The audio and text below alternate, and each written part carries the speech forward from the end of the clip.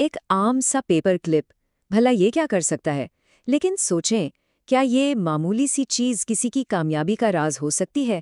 آج ہم یہی جاننے کی کوشش کریں گے کہ ایک چھوٹی سی دھات کی تار میں کتنی بڑی طاقت چھپی ہو سکتی ہے۔ کہانی کا آغاز ایک بہت ہی دلچسپ سوال سے ہوتا ہے کہ صرف 120 پیپر کلپ سے کوئی اپنا کریئر کیسے بنا سکتا ہے؟ یہ کیسے ممکن ہے کہ اتنی سی چیز کسی کو لاکھوں ڈالر کمانے میں مدد دے؟ تو یہ کہانی ہے ٹرینٹ ڈائرس مد کی۔ سال تھا 1993 اور وہ صرف 23 سال کا ایک بالکل نیا سٹاک بروکر تھا۔ ہر صبح جب وہ اپنی میز پر بیٹھتا تھا تو اس کے سامنے 2 شیشے کے جار رکھے ہوتے تھے، ایک میں 120 پیپر کلپس بھرے ہوتے تھے اور دوسرا بالکل خالی۔ یہ دیکھنے میں تو بس ایک عجیب سی عادت لگتی ہے نا؟ اس کا طریقہ کار بہت ہی سیدھا سادہ تھا۔ وہ ایک سیلز کال کرتا اور جیسے ہی کال ختم ہوتی، بھرے ہوئے جار سے ایک پیپر کلپ نکال کر خالی جار میں ڈال دیتا، بس۔ اور وہ یہ کام کرتا رہتا جب تک کہ سارے کے سارے 120 پیپر کلپس دوسرے جار میں نہ چلے جاتے۔ ہر روز ہر کال کے بعد ایک ایک کلپ۔ اور اس بالکل معمولی سی عادت کا نتیجہ حیران کن تھا۔ صرف 18 مہینوں کے اندر وہ اپنی فرم کے لیے $5 ملین کا بزنس لا رہا تھا۔ جی ہاں، $5 ملین۔ ایک چھوٹی سی عادت نے اسے ایک بہترین کارکردگی والے شخص میں بدل دیا تھا۔ ٹرانٹ کے اس کامیابی کے پیچھے جو راز تھا اسے پیپر کلپ اسٹریٹجی کہتے ہیں، اور اس کا بنیادی اصول بہت آسان ہے۔ جب کوئی اپنی ترقی کو اپنی آنکھوں سے دیکھتا ہے نا، تو یہ عمل خود بخود اطمینان بخش اور حوصلہ افزا بن جاتا ہے۔ ویسے مشہور کامیڈین جیری سائنفیلڈ بھی بالکل ایسی ہی ایک حکمت عملی اپناتے ہیں۔ ان کا ایک ہی مقصد ہوتا ہے، روزانہ لطیفے لکھنا۔ تو وہ ایک بڑے سے کیلنڈر پر ہر دن ایک بڑا ایکس کا نشان لگاتے ہیں۔ ان کا سارا دھیان بس ایک چیز پر ہوتا ہے، کسی بھی حالت میں اس ایکس کی زنجیر ٹوٹنے نہ پائے۔ تو آخر ان طریقوں میں ایسا کیا ہے کہ یہ اتنے مؤثر ثابت ہوتے ہیں؟ آئیے اب اس بات سے آگے بڑھتے ہیں کہ یہ کیا ہے اور یہ سمجھتے ہیں کہ یہ کیوں کام کرتا ہے۔ دراصل جب ہم کسی عادت کو ٹریک کرتے ہیں تو ہم رویے کی تبدیلی کے کچھ بہت ہی طاقتور نفسیاتی اصولوں کو استعمال کر رہے ہوتے ہیں۔ جب بھی کوئی اپنی عادتوں کو ٹریک کرتا ہے تو 3 اہم نفسیاتی فائدے حاصل ہوتے ہیں۔ یہ اس عادت کو واضح، پرکشش اور اطمینان بخش بنا دیتا ہے۔ چلیں ایک ایک کر کے دیکھتے ہیں کہ ان کا مطلب کیا ہے۔ پہلا فائدہ، یہ عادت کو بالکل واضح بنا دیتا ہے۔ مطلب جب کیلنڈر پر ایکس کی ایک لمبی قطار نظر آتی ہے یا جار میں پیپر کلپس کی تعداد بڑھتی دکھائی دیتی ہے تو یہ ایک بہت بڑا بصری اشارہ ہوتا ہے کہ اگلا قدم اٹھانا ہے۔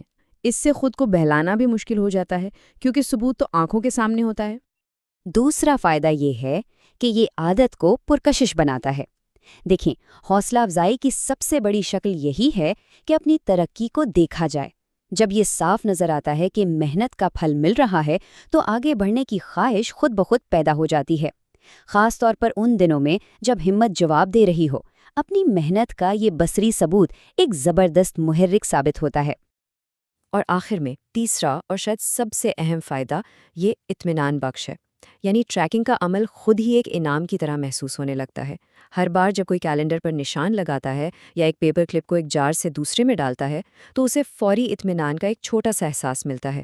اس سے توجہ بڑے نتیجے سے ہٹ کر چھوٹے مستقل عمل پر مرکوز ہو جاتی ہے۔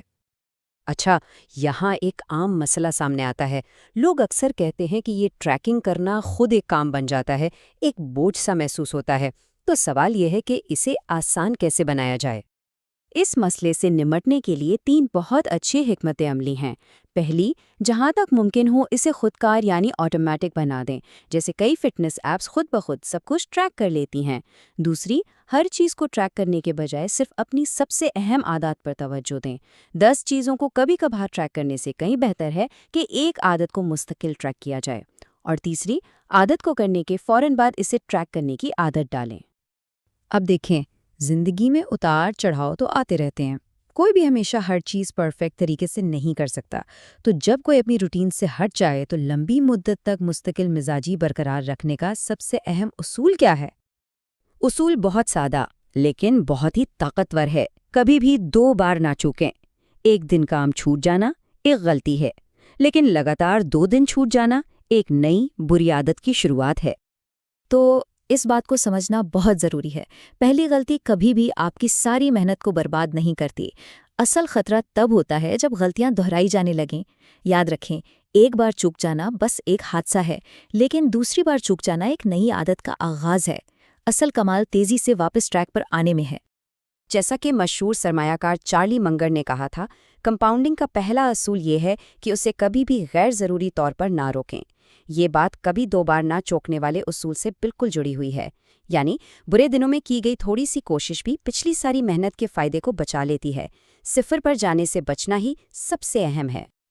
لیکن یہاں ایک بہت ہی اہم نقطہ ہے۔ کبھی کبھی کسی چیز کو ناپنا فائدے کے بجائے نقصان بھی پہنچا سکتا ہے، خاص طور پر تب جب ہم اس عادت کے پیچھے چھپے اصل مقصد کو ہی بھول جاتے ہیں۔ اس خیال کو ایک ماہر معاشیات چارلس گڈہارٹ کے قانون سے سمجھا جا سکتا ہے۔